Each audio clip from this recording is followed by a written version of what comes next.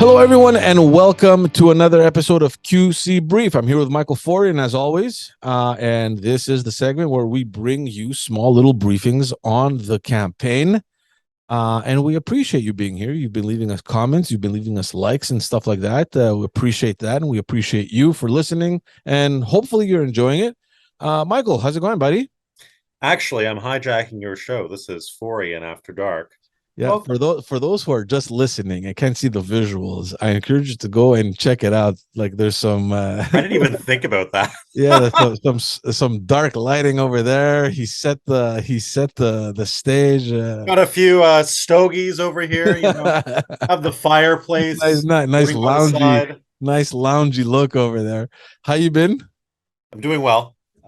Came in for work this week in Montreal, so escaping the grasp of the Outaouais and coming back to civilization. Yeah. No offense to my friends in Gatineau Beach, but you know who you are, and you're not proud to be it. In any case, but no, it's good to be in town. It's good to see some different faces up on a bunch of polls in and around downtown Montreal and looking around and stuff. But it seems that I wonder how many people are actually paying attention to the election campaign. And I wonder how many people, when you're walking by and you're talking to people, you're talking to your neighbors or you're talking to your coworkers. The election actually is everywhere. It's omnipresent, but I feel that so many people are trying to distract themselves away from it. That's my Yeah, feeling.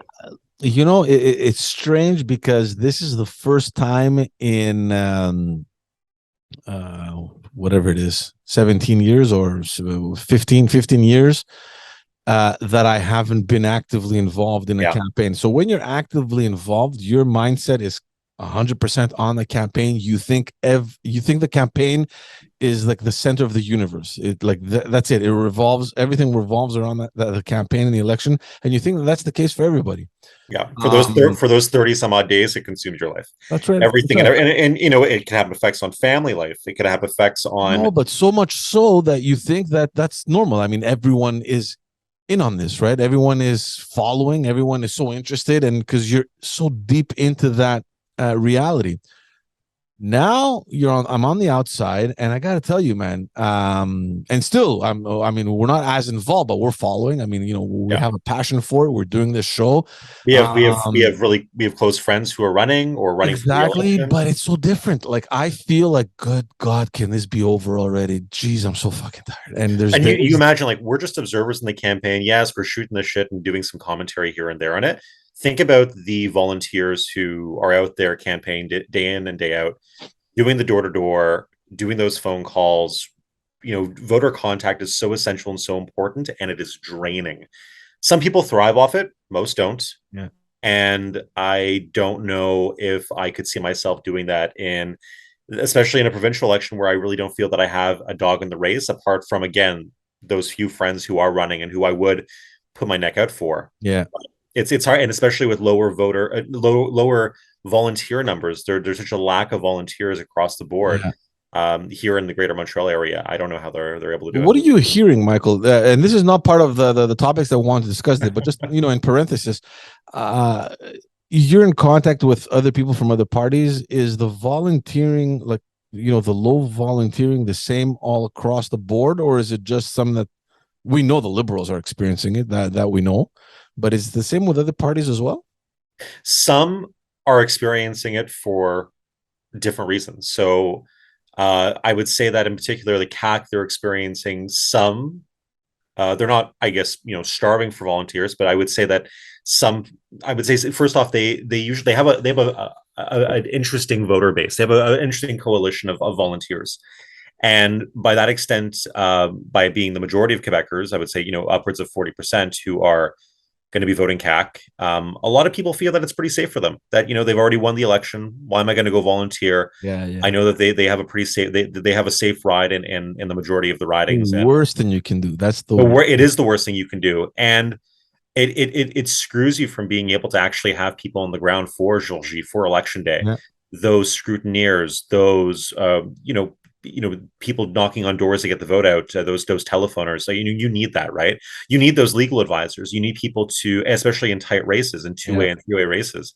So that's going to be important there. And for the Liberals, it's complete lack of motivation. It's a complete disinterest in the POQ, be it for Dominique Anglade, be it if if you're an Anglophone, it could be because of certain flip-flopping on Bill 96. I think those are a lot of the reasons. I think QS has a very strong, and I know they have a very Yeah, strong that's true. volunteer base, and they're active, they're motivated, but It's these are but people it's that always are. been it's always been this grassroots party, right? So I But mean, why?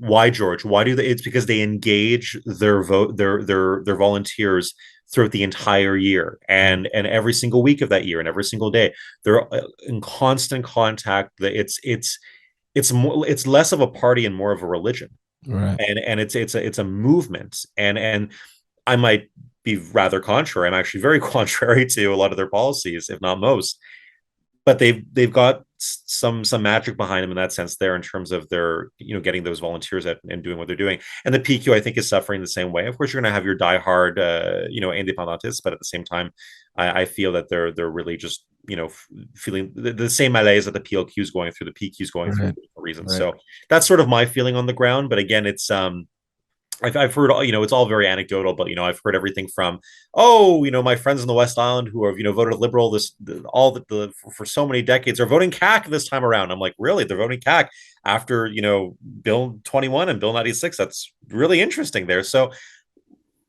take it for what it is. Yeah. But I feel that volunteers are not there like they used to be, especially for parties that haven't had that consistency and rely on volunteers, especially when they're not Quebec City now, for example. Right, right. It's going to be definitely interesting.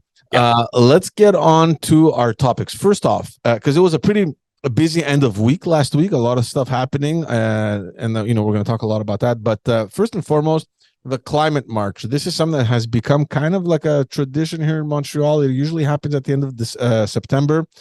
It's an election year. Obviously, all the parties want to be represented. They want to show that they care for the climate. And this has, this circulated online where you have a couple of ministers from the government, from the CAQ, that were there. And some would say, it was nothing. It was just booing, which, we've seen countless times. Others say that they were not physically abused, but definitely verbally abused. They felt in danger, to the point where the story goes that the environment minister, Benoit Charette, I think Minister of the Economy, Pierre Fitzgibbon. Pierre Fitzgibbon was there, and a bunch of other people. And also Chantal Rouleau, who's the Delegate Minister of Transport, Yeah. and the Minister responsible for the island of Montreal. So they were there together, and people kind of accosted them, and they were apparently harassing them. And there's a clip of that going around. And then the security detail judged that it was too dangerous for them to be there, and they just moved them out. And then the story turned to, what are you doing there? Like, did you just come there for the pictures and then just leave? That's option A. Was there really a security concern and that you had to leave? Option B. Or there's all these other suggestions going around. And they've still, even this morning on the radio, they were talking about it. They were like, okay, what is he? Why would Benoit Charette be there? Did he expect anything different? Number one. Number two, even if he expected that sort of reaction from the crowd, should he not have been there, since he is the minister and he needs to demonstrate? And then lastly, they should know that their track record on the environment was so pitiful that you going there, I mean, you should expect that, right? So yeah, I don't know. I mean, I don't know. And then, there's obviously a lot of support for Quebec Solidaire. And then others are thinking, look, these rallies, they're organized. It's grassroots organizers. And primarily it's just one whole arranged support, a demonstration for Quebec Solidaire, So, I mean, I don't know. What are your thoughts on this? Absolutely. I think these types of climate marches have always been very Quebec Solidaire heavy in terms of the organizers on the ground, the supporters that are there. It's of no surprise to me that the CAQ were booed, that the Liberals were booed as well. I don't know why the CAQ shows up no one in that crowd is voting for the CAQ. If they are, they're probably lost or trying to get home. Yeah. So for me, it doesn't make any sense whatsoever why they would be there in the first place. Sure, the CAC doesn't really bring to the table. They try to talk a big game on climate and on issues of this nature, but they really don't bring much to the table in terms of the more radical and extreme policies like US wants to undertake. And again, that we're under this climate emergency and that we need to be, having this, I think it's like this climate anxiety that Nadeau Dubois is being accused of at this point. And I think he feeds into this climate anxiety. I think he was also hit by by people that say that he's fueling eco anxiety. That he claims that this is the last chance for Quebecers to save this nation from climate change. And I just think that it's a bit much. It's a bit fresh. I don't think people that are outside of the Quebec Solidaire voter base take him seriously in this regard here. But at the same time, I don't know why CAQ ministers are showing up at this in the first place. There's zero expectation for them to be there, and when they do go there, they're completely chewed out, and I think it's buffoonish. I'm so torn on this because theoretically anyone should be able to go to these I don't want to call them a demonstration. It's an event, whatever. It's an event organized around the environment. Yes, the CAC has no business being there based exclusively on the track record. But at the same time, if they want to, they should be able to go there without feeling that their lives or anything else is sure. Threat, right? But these people hate them. Yeah. They absolutely hate the CAC. They hate François Legault. They have zero joint issues or common ground in terms of being able to support. So I don't see there being a real necessity for the CAC to be there on the ground.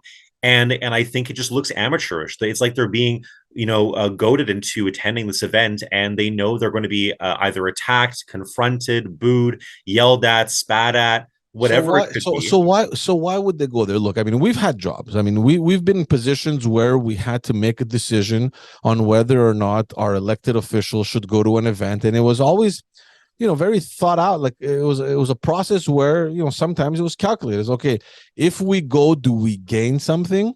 If we don't go, do we lose something? And if we lose something, is it threatening in the future? I mean, we're going to lose something in the long run. And if we do go there, do we gain something? Like there's all these question marks that we always had to go through in order to say, okay, it's worth going to this event. Let's do it. If judging by what we're saying right now, I'm sure that the people around Benoit Charette and Pierre Fitzgibbon and all the other MNAs from the CAC knew exactly what we're talking about here, and they probably have the same reflex we had. Why would they send them there?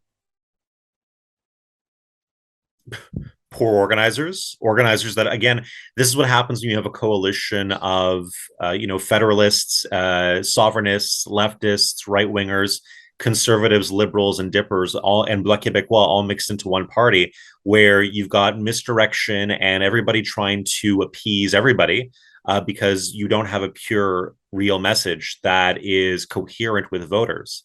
And I feel that leads to, again, trying to curry favor with people that don't look at you as sincere, don't look at you as authentic, and are going to chew you out.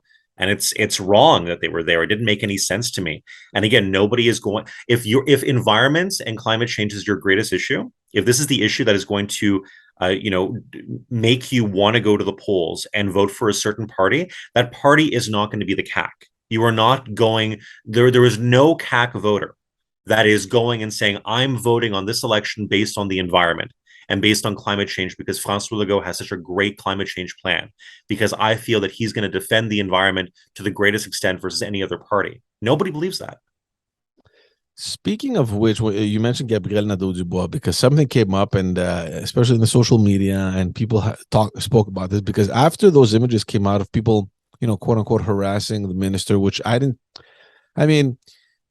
clip going around is one guy kind of just brutally asking questions. It's like, well, what are you going to do? You haven't done anything. Like, these things happen. It's not like the guy spat on him or punched him or shoved him or, he was just asking a question. Yes, it was a little bit, on the edge, but not more than that.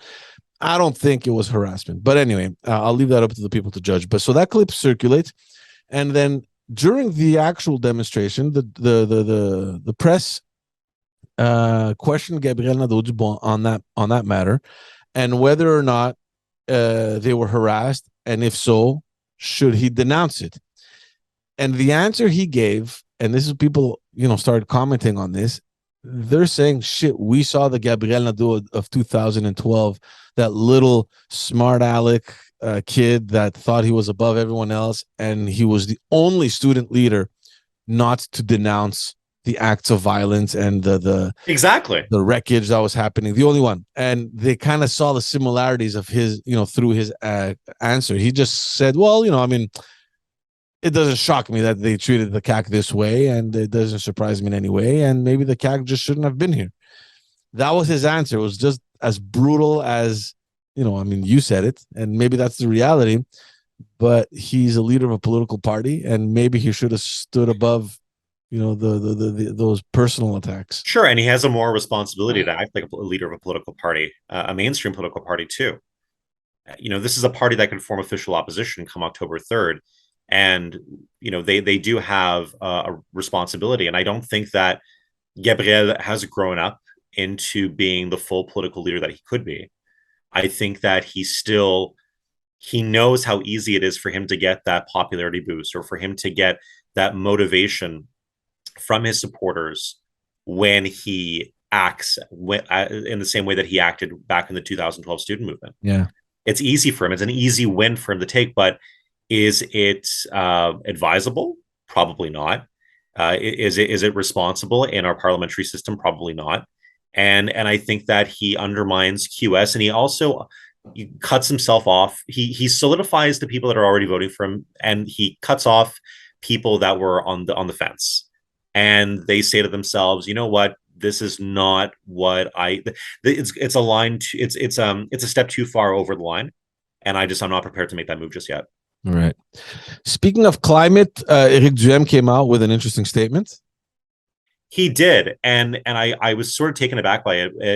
The carbon exchange, the Bourse de Charbon that we have here in Quebec would stay under a premier Eric Duhem come October 3rd. So it's kind of interesting to me that he would go this way. He said that in an ideal world, the Conservative Party of Quebec would prefer to abolish it, but he's decided not to go that far in the election campaign and would maintain it if in government. So again, it's no surprise, I think, to anybody listening that Eric Duhem and the Conservative Party of Quebec are climate skeptics, and they're proud of it. Like, that's not a slur in their parts. They're definitely, a group of individuals that are proud to defy the status quo when it comes to climate change and believing that global warming is occurring. And they have a very lax environmental policy, if any, to be frank with you. So it's a really it's of no surprise to me whatsoever that they did this. But I do think that, sorry, it is of surprise to me that they would do this rather. Sorry, too much wine, George. I was waiting for George to get home. We're recording this late, and I just had to delve into my source at this point. So yeah, it is rather surprising that they would maintain it at this point. They are. What's not surprising rather is that they're a climate skeptic party. There's definitely a bit of incoherency and they're in what they're calling for now. In its electoral platform, the PCQ they do call for the abolition of the federal carbon tax, and I think that. It's a little bit interesting to see how they would meld those two policies together. So they want the lowest carbon tax possible, but not getting rid of the carbon market in Quebec. That's a carbon market that is shared between the state of California, of course, and that's where, again, that cap and trade system for greenhouse gases, was set up in 2013 by the PQ government of Pauline Marois. They put on a price on pollution in the hope of reducing it. So again, I don't know how a story like that, a headline, is going to really affect a lot of Duhem supporters. I'm sure they're going to be disappointed because they're going to say he's a bit of a sellout. He's compromising. He's not being true to himself. He's not being true to the party. That could definitely hurt him as we get closer to October 3rd. Let's just jump over. Yeah, definitely. But at the same time, I don't think that his electorate is actually even looking into this or caring about what he says about the environment. So will it really News have news any spreads impact? fast. News spreads fast. It's a mainstream story. People are already talking about it on Twitter. They're paying attention to what he's saying on this front, and I think that it gives some credence to, again, climate. Conspiracy theorists are the worst possible voter base you could ever have because they're so volatile. 1 minute they love you, and the moment you slip up, they want to knife you. Mm. And it's just like there is no loyalty whatsoever when it comes to a voter base that is just based on fake news and wherever the wind is blowing, and whatever they read online is just truth, without question. And I think that something of this nature could get out there and definitely cause them to think that, oh well, he's selling out, he's going to make a deal with Legault. So again, I'm just spitballing here, but like it just seems to me that they're frantic individuals who would try to undermine anybody if they weren't in 100% solid agreement with them. Right. Let's move on over to some of the people. A lot of people are actually talking about this today. Yeah. This is embarrassing, and of course, it happens in every election. I've seen this happening, but to get caught doing it is a different story. This is the Quebec Solidaire candidate in the riding of Camille Lorrain. This is the old riding of Bourget, where Makakoto was elected. And this is the riding where PQ leader is running, Paul Saint-Pierre Plamondon. And, this tends to happen, what we're going to talk about, it tends to happen a lot with volunteers that perhaps don't know what's going on, or don't know the electoral law. But this is the actual Quebec Solidaire candidate that was caught by a security camera. Tell everyone what happened. Yeah. So this and this has happened before to candidates too. And it happened as most recently as the last federal election. I'll get into that later. But this is Marie-Ève Rancourt, QS candidate, and Camille Lorrain, filmed by a security camera. And I just a friendly reminder to every candidate out there: stop talking, stop doing things that are inappropriate while walking up to somebody's house, because you are being filmed on Ring or on a Google camera or something. People, and it's recording your voice, it's recording your actions, it's recording your volunteers. Don't say a word. Everything is going to be recorded, and you look like a buffoon. In this case, it was Madame Rancourt who was a buffoon, because she was filmed by the security camera of her stealing a leaflet from a mailbox of the Parti Québécois. Yeah, so basically, for everyone's benefit, this is what the footage shows. It shows a PQ volunteer going by, dropping in the pamphlets. Yes. And then, I guess moments later, she herself went to that door, put her pamphlets. She saw that the PQ had a pamphlet in it, and she took them out. Now, that is illegal. Of course. It's theft. In the electoral law, not only in the electoral law, in just in the criminal code. Yeah, you cannot steal mail. It's a criminal code. The SPVM came out because they were asked to comment in La Presse, and they said that stealing something of that nature, it's stealing a pamphlet. It constitutes as an offense under the criminal code. It's $5,000 or less. It's considered applicable as theft. I guess petty theft in this case. And the DPCP, the Director of Criminal and Penal Prosecutions, could, if they wanted to, go after her for it. I don't think they will. Yeah. I think it's been settled. I think obviously, having to back off from being a candidate has definitely caused enough damage to her reputation has already occurred, and whether or not she came out and apologized. I don't think it's going to go any further. I mean, I don't think there's going to be any additional pressure on her resigning or stepping down. I mean, we're 1 week out of the from the election. I don't know. I mean, it would shock me if she did resign, but but she has had to. No, she did resign.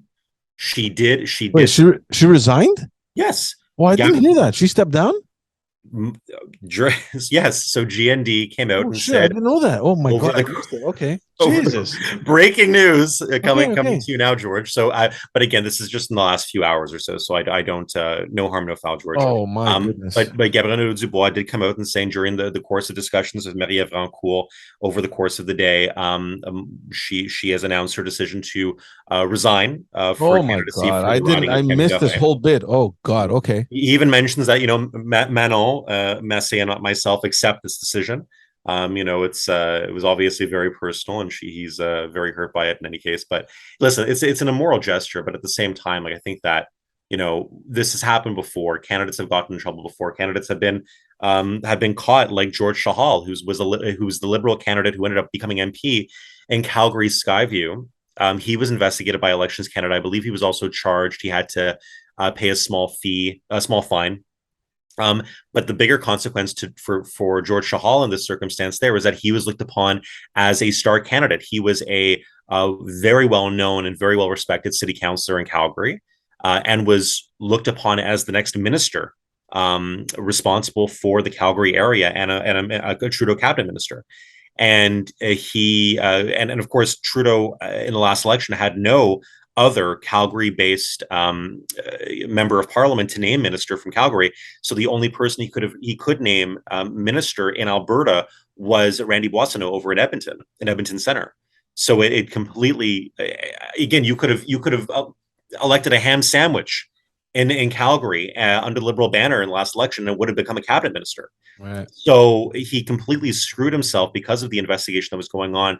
Very much in the same case that Madame Rancourt has screwed herself too in this.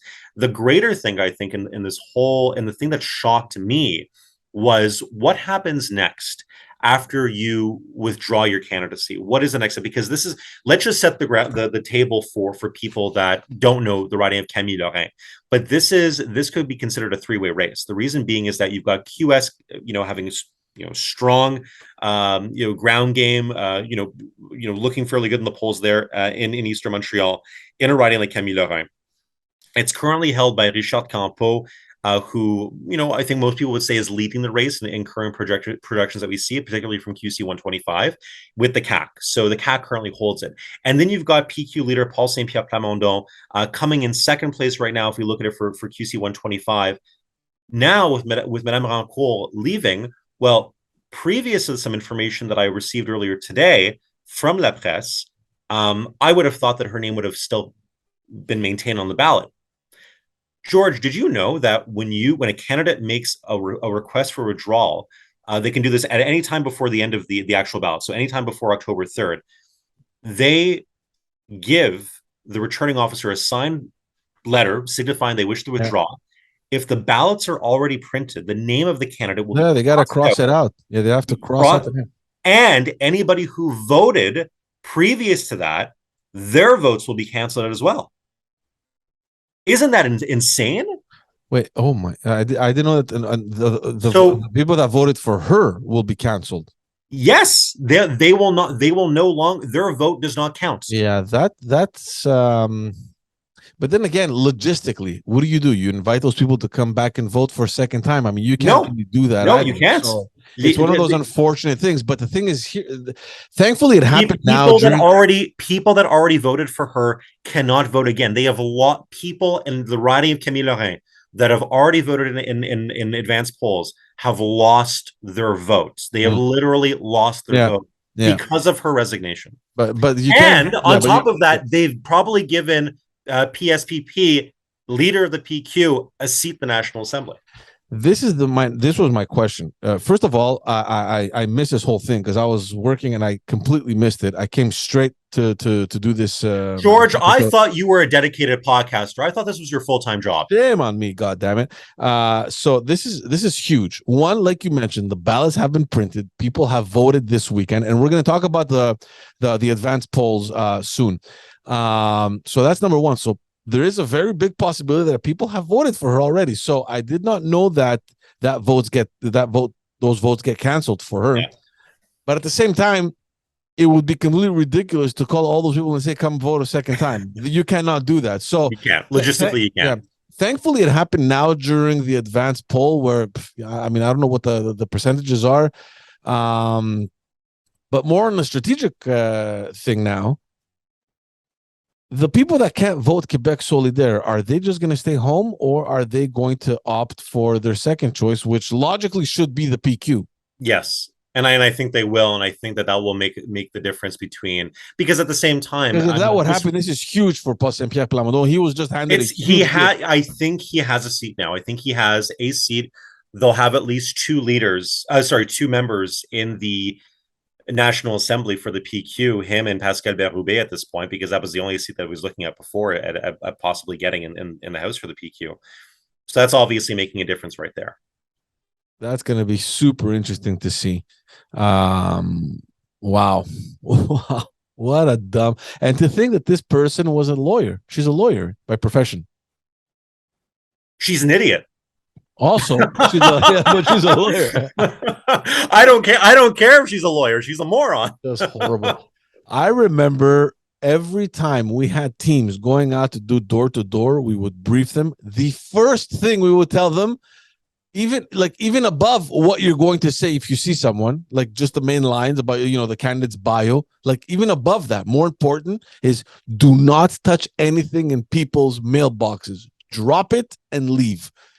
It's like elementary level stuff, except their welfare check. So this is horrible news for Quebec Solidaire. It definitely makes them look bad.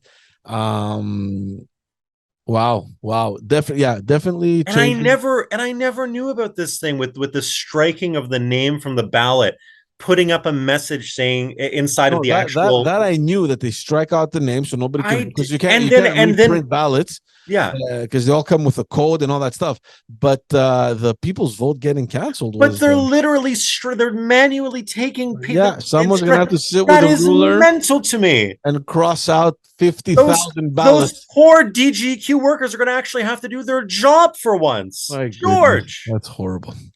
Let's move on over to the advanced polls. So this weekend, yesterday and today, I voted today, so I got that out of the way. And yesterday, it was the official, advanced polling for people that want to go vote earlier.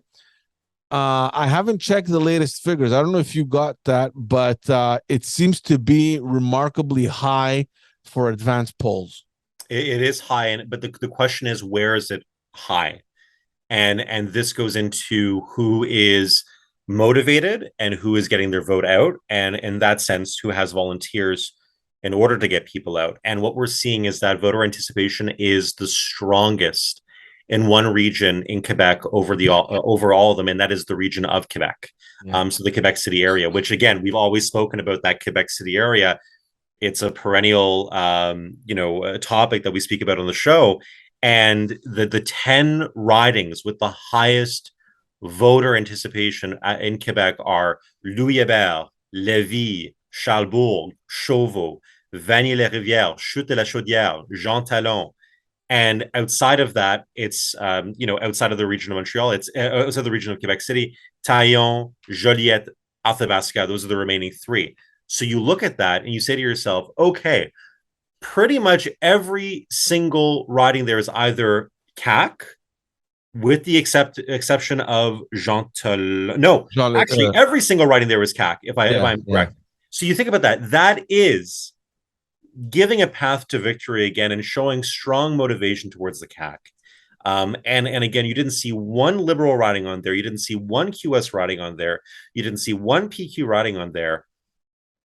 That's sending a really strong message. But let me ask you the other question, Michael. This is also the region that Éric Duhem has been focusing on, where he needs to penetrate, and this is where the chances are the highest for him. George, I don't want to hear about Éric Duhem penetrating anything. I don't want to penetrating anything. Yeah, he wants to break into that area. No, breaking in is not better. Borderline slander at this point, George. Oh God! Do you not think that a high voter participation rate may be coming from conservative supporters? I think it's too broad for it to be the case. I don't think that's usually because just to inform everyone watching or listening. Usually, when there are high rates or high participation rates in an election, it's indicative of a change. But this is yes, but with a huge asterisk next to it. This is advanced polls. We don't know what this is going to be combined with results on October 3rd. And we don't know where that's going to take us. I think we're seeing a lot of voter efficiency right here. And I think that you're seeing particularly and getting out in good GOTV efforts by the CAQ in those areas there. I think you really are. And again, I just don't see, maybe it's making up for a few percentage points, but definitely not the vast majority. Mm-hmm. I went today. It was at around 1:15ish, around there. It was in the afternoon. There was a lot of people voting.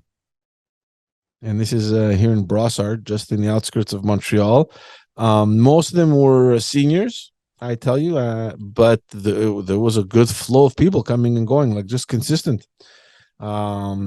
which is good. People are coming out. I don't know how it's going to reflect the final results, but judging by what I heard, they're expecting, and I guess we're going to get the final number by tomorrow, I guess. So they're predicting a very high number in the advanced polls. But again, I just don't think it's I don't think it's a change election. I don't think this is indicative of a change election. I think this is people, particularly in these ridings where these are CAQ ridings, people are going to vote for the party that will keep them at the table, and they're going again in those ridings with the choice that they voted for last time in 2018. Right.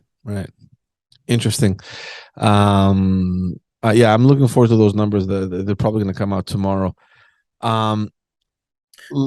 Let's talk about polls. I know we spoke about polls in the previous episode, but some parties have commissioned these companies to run some polls for them in specific ridings, and it's always strange to know that the parties are commissioning for the polls, because strangely enough, whenever they do that, the polls are always in their favor. Shocking that parties don't release negative polls about themselves. They commission. I just say, can you imagine all those polls that just go to waste or never reported on because they show a party in a bad light? It's terrible. It really is. Cheers, a drink for all those polls we never got to hear about. But you have one in the eastern part of Quebec. Yeah. So the PQ is really counting on Eastern Quebec to survive, and the CAQ is looking to make some big gains there, and so they commissioned a poll with Synopsis research, and it shows that Legault and the CAQ are going to collect about 44% of the voting intention in Eastern Quebec. And that's far behind the PQ that's far ahead rather the PQ at 23%. So in any case, this is again, I would say it's a smaller poll, especially for that wide of a region. So it could be a little bit skewed. It's a little bit more than 400 people. And this is like when we say Eastern Quebec, like what does that mean? Like Bas Saint Laurent, the Gaspésie, Magdalen Islands, and the Côte Nord. And it's an online poll. So again, I'm already a little bit against it in terms of putting too much credence into it. 400 people is not like you got to take it's not when it comes to polling, it's really not a lot, really, especially for that broad of a region. Exactly. They poll in the Darcy McGee poll that we spoke about in last episode. They polled, I think, around a little bit over 300 people for just the area of Darcy McGee. So just take that into consideration for a second, right? Yeah. So QS, they got about 17% in the voter intentions. The Conservatives got 11%. And the Liberals clocking in Eastern Quebec at 3%. I mean, I don't even know what to say anymore, considering the fact that the Liberals had ridings in the eastern part of Quebec. They had the Magdalen Islands for a while. Yeah. They had Bonaventure. They had some great ridings in the Gaspésie. Yeah. Now, the Liberals also commissioned one specifically in the riding of the leader in Saint-Henri-Sainte-Anne, where Dominique Anglade is running, and where every other pollster has that as a three-way race between the Liberals, CAQ, and Quebec Solidaire. This poll showed Dominique Anglade ahead of approximately 10 points in front of the CAQ, and then third came Quebec Solidaire. And, you just wonder, I mean, do they just do this purposely because they want to shut everyone up? Because as we're approaching the end of the campaign, almost every journalist is squeezing on Glad in a corner and asking her what is she going to do on the night of the 3rd of October. And her answer is always the same. She keeps regurgitating the exact same answer. I am the liberal, I'm the leader of the Liberal Party, and I will remain the leader. I'm confident, which is the standard line. I mean, you cannot say anything different than that. I get it, but the amount of time she gets asked that question and the amount of times we hear that answer, I mean, it's starting to get redundant. Yeah, I mean, I think you maintain that key messaging up until the night of the election when the race is called, or the day after when you know that even your own supporters don't want to keep you in there anymore. So it becomes a very difficult scenario for a leader of any party in that situation. A poll of this nature, if they're releasing it and the numbers are fudged to a certain extent, or in a very favorable light that is just beyond the scientific norms of polling, why would you be releasing it? Get some motivation amongst your base. Yeah.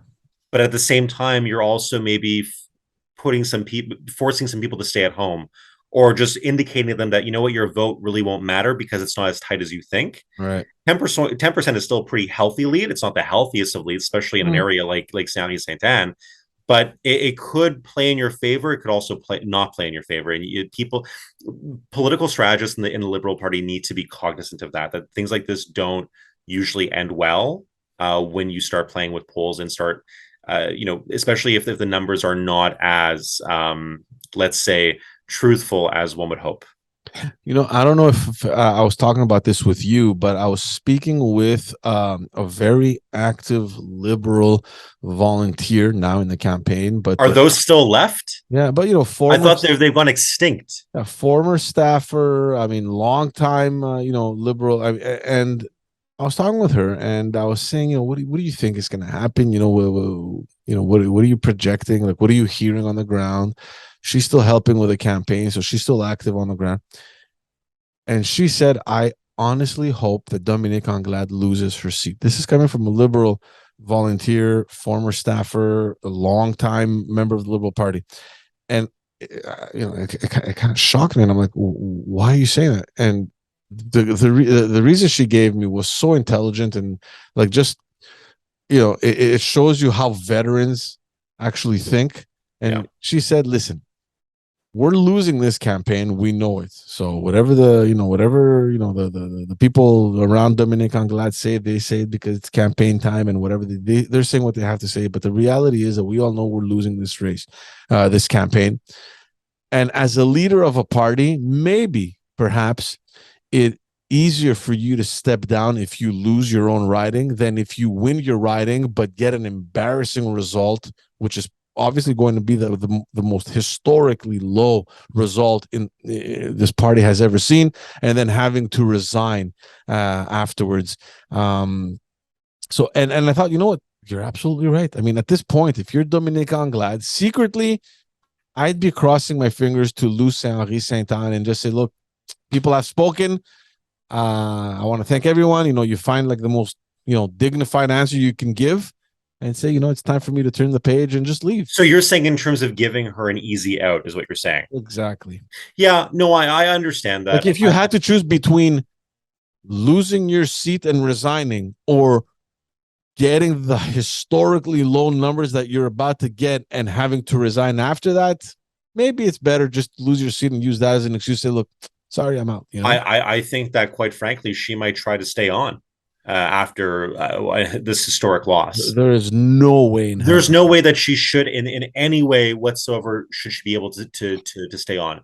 But I think people around her, some people on her team, are delusional and would try to have her stay on, which I think is a huge mistake. Oh, but it's not going to happen. It's going to create a crisis in the party, in its membership. And I just think on October 3rd, after we're all waiting to see what the results are going to be, and I'm speaking as a liberal member over here. But on the 4th, people are, pounding that door, coming in to put the party back on track, or at least I hope they are. And I think heads are going to roll, and I think they're going to demand explanations. Not that we need any. I mean, we know. I think everyone knows pretty much why we're at the situation we're in. And if there's any messages whatsoever to the effect that Dominic Anglade is planning on staying on board, it just makes no sense. You can't and even if I think of it objectively, you're about to get the worst result this party has ever gotten. You had 4 years to prepare, and I mean, ultimately, you didn't do enough. I don't see any justification Some of for her to stay on board. Some of the worst voter turnout right now is in solid liberal ridings.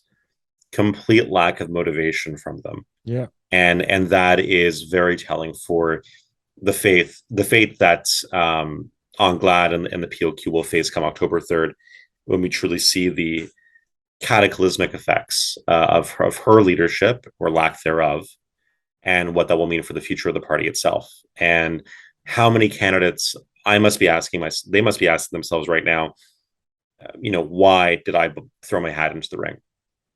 Even if they're going to win, many of them are going to be. Oh no, for sure. And look, we're not going to say any names here, but I know at least. No, say them. Say the names, George. Put them out there. At least 2 or 3 that I've spoken to. Throw your friends under the bus. Yeah, let's go. At least 2 for sure. 3 kind of whispered, but didn't really say anything. Are thinking the aftermath. What the hell are we going to do? We're not going to have pieces to pick up, let alone try to rebuild the party. 2 issues, Michael, that I heard from all of them. Number 1, the party will be in a disaster state where they're going to have much less money, much less resources. So the idea of rebuilding something without those resources becomes a headache in itself. And number 2, big issue is, who are we going to be left with in the caucus that will, 1, be able to take over the interim leadership, keep the caucus together, motivated, and then lead us into the next leadership race? There is a lot of concern, and everyone is just on this downhill path. It's tough to find someone that is actually happy and that's looking when you forward. And that's in terms of future leadership prospects, that's when you start looking to the outside and you start seeing who's outside of your caucus. And I think that any party that is only going to rely on who is in their caucus for a potential leadership bid and a successor to Anglade is ridiculous. Any party that is in these dire straits should be looking to the outside as well, and they're going to have to do some recruitment in that regard there. Yeah, we'll see what's going to happen. I want to as we finish up, I want to talk a little bit about this discourse that we've been seeing almost from every leader. Obviously not François Legault. He's the incumbent, so he's just focusing on his track record and building the vision for the next 4 years. But almost every leader of the other 4 parties has come out in the last week and invited his supporters to vote strategically, and we hear that very often, usually in campaigns. This time around, because the polls came out last week suggesting that it's a 4-way race for second position, almost immediately every leader came out and said, all right, guys, we need to be smart. You need to think who is better fit to serve as opposition. And if you've been thinking of voting for another party, just Dominic Anglade came out and said, this is why it's more important than ever for people to vote liberal, because we need a responsible party in opposition. Or actually no, she didn't say in opposition. She was very careful. She said we need more than ever to make sure that François Legault is no longer there. So everyone is calling for the strategic vote. Éric Duhem did it. Quebec Solidaire hasn't, because they're on the climb. So I mean, obviously they'll be. Why bother? Yeah. But the one person that actually had the courage to come out and say that I want to be in opposition and I need people to trust me is Paul Saint-Pierre Plamondon, the leader of the PQ, and he said it yesterday on Quebec's most popular TV show, Tout le monde en parle. I didn't watch the whole thing, but I saw the clip where he said, I'm motivated and I want my party to be in opposition, which obviously suggests that he doesn't believe they can govern, number 1. Yeah. But the idea and the fact that I don't think it was a reflex. I don't think he said that I don't think it was a mistake. I think maybe this is the direction that they want him to go now, because the numbers are up and they think, you know what, let's just admit that we cannot make it to government, but because we're seeing this sort of popularity in the polls, we can get back those votes that we lost either to Quebec Solidaire or maybe even that we lost to the CAQ, to bring it back in terms of support and making us the official opposition. I found that very interesting that he positioned himself that way. Listen, I will give the PQ some credit in terms of them being the most popular second choice for Quebecers. And maybe there are going to be a few people that are going to vote strategically in this regard, and it will help PSPP and the PQ. But by and large, when you say vote strategically, I don't think people are actually voting strategically. I don't think they know how to vote strategically. And I don't think that's what is motivating people to go to the polls. People are by and large motivated. If you look at how people vote by and large in the United States, in Canada, and most Western democracies, are motivated by what? 90% of them are motivated by two things. One, a political party, and two, a political leader. Rarely do you find people voting against something. I don't see that happening often. And again, most studies that have shown that people don't go to the polls to vote strategically. They vote for a party they believe in. It's easier to get people out to go vote and to get motivated over them actually voting for a party or for a leader that inspires them or that they believe in. Mm-hmm. So I just don't see this coming to fruition. I think it's a sad state of affairs about democracy in Quebec when you're grasping for straws here and saying, please, I'll really attempt anything and attempt any messaging whatsoever to get people to go to the polls. I just don't think it's effective. And I don't think it's appealing to anybody right there. And I think it looks desperate. It actually reeks of desperation. If anything, if I was looking at that as a voter who's undecided, I say weak, very weak. Yeah. But at the same time, it's also a sign of you being realistic. You cannot have, and we're seeing Anglade coming out and saying, I want to be prime minister and on the 3rd, I'll be the leader. It's like you're delusional, and it, but you're just spitting out messages that you want people to understand. Would you not rather want a leader that can assume the reality and say, look, we were third opposition, we're doing well, we're on a climb, we want people to trust us, and if we make it to opposition, we promise to be an effective opposition and keep the government in check. I don't see it as a bad thing. I mean, one, it shows that, look, you're a realist. You understand that you have no chance at governing. Yeah. But you want to do better than where you were left off in 2018, which is going from third opposition to the official opposition. In 2018, we saw Philippe Couillard say towards the end of the campaign, I will not run for another term, in a desperate attempt to see if people would say, okay, I'm going to give you another kick of the can as long as I know for certain you're not going to run again. Yeah. And what did we see in Ontario in 2018 as well? We saw Kathleen Wynne admitting at the end of her campaign that I am not going to win re-election. I am not going to be the premier come election day. And I recognize that. And again, vote strategically. We need a strong liberal opposition inside of the Ontario legislature. That turned out horribly for her. The Ontario Liberals had the worst result they have had in their entire history. And apart from Stephen Del Duca's terrible performance earlier this year, which literally puts the Ontario Liberal Party in liberal provincial heaven, where the PLQ will be joining them very shortly as they float up to the clouds, never to be heard from again. So again, I just don't see this as an effective move. It reeks of desperation. Voters see this from a mile away. Maybe political strategists like you and me are blinded by this, and they're trying to find, we're digging into this, the political strategic minutia of maybe there's some semblance of intelligence in this idea and in this strategy itself. I don't think there is. I don't think there's anything in it. I think it's a party, it's a political party that is just grasping for whatever semblance of existence they can, and they're not going to find any.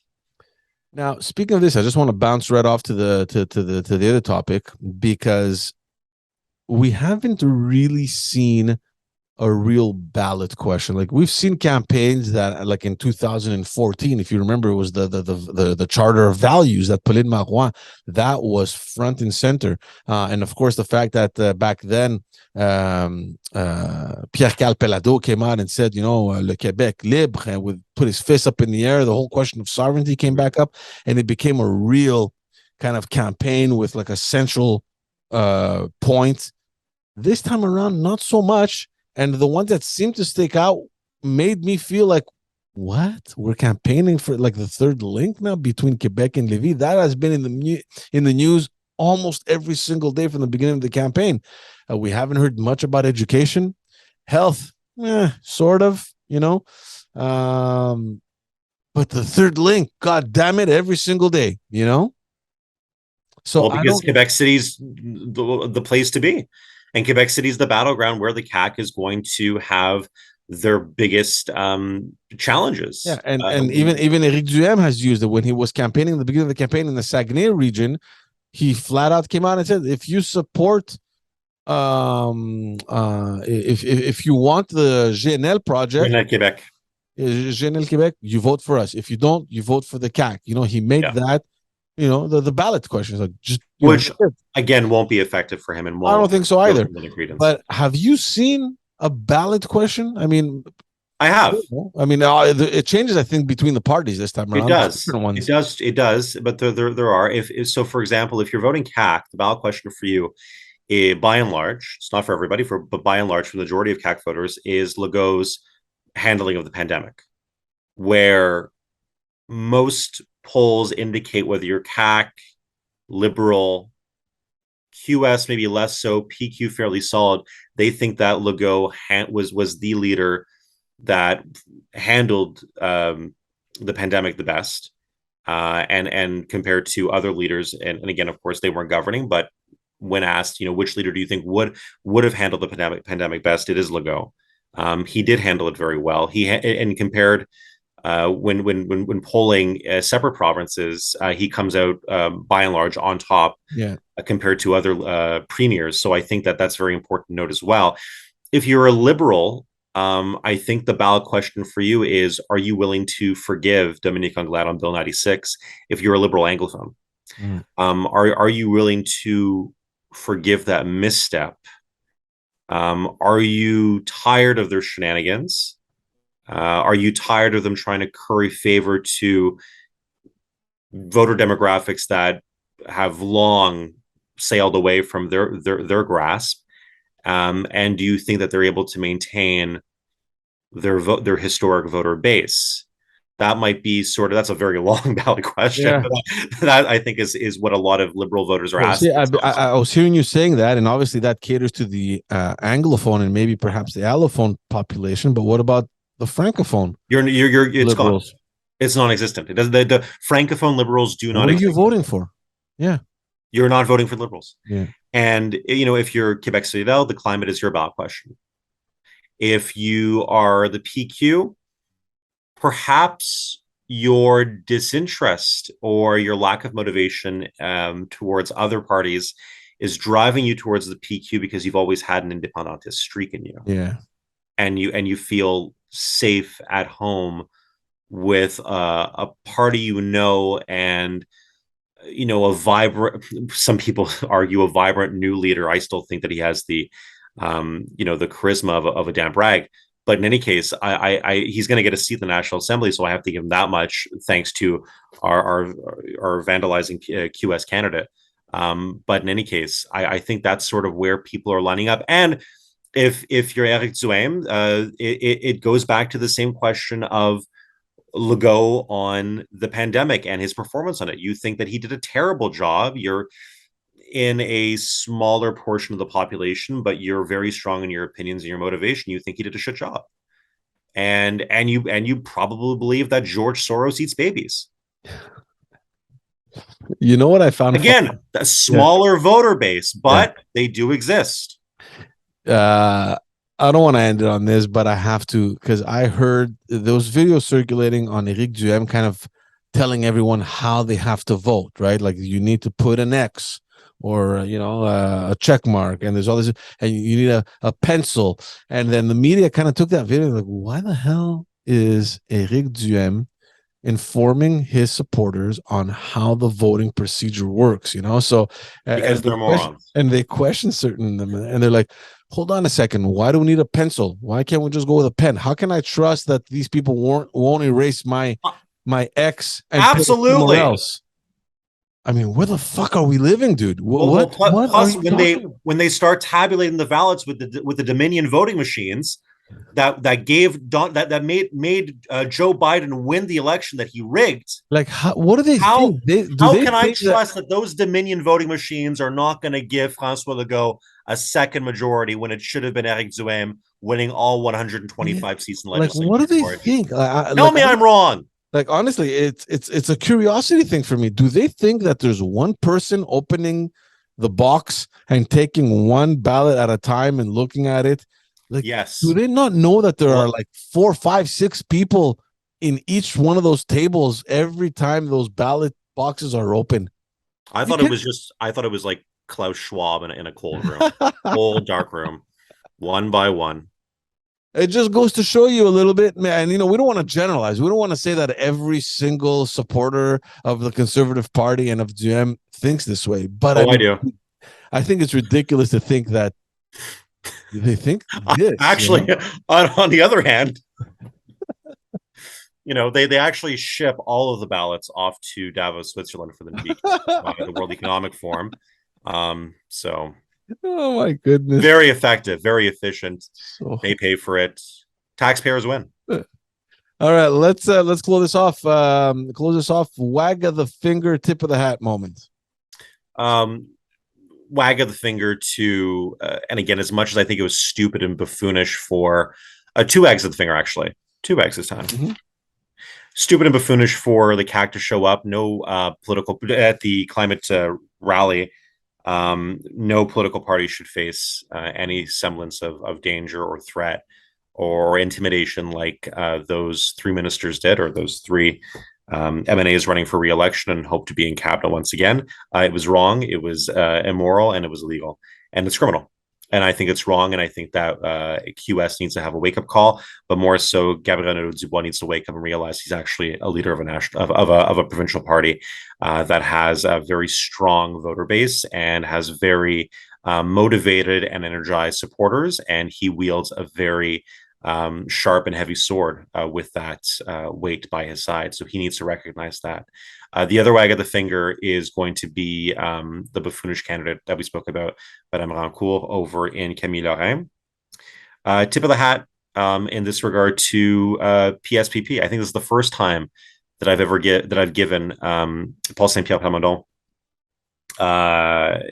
a actual good comment overall, but his determination and his steadfastness in wanting to run in Camille Lorrain and wanting to run in on the island of Montreal, albeit that he had other opportunities to run elsewhere and maybe have an easier time of winning, has proven him to probably obtain a seat come the news of Madame Rancourt.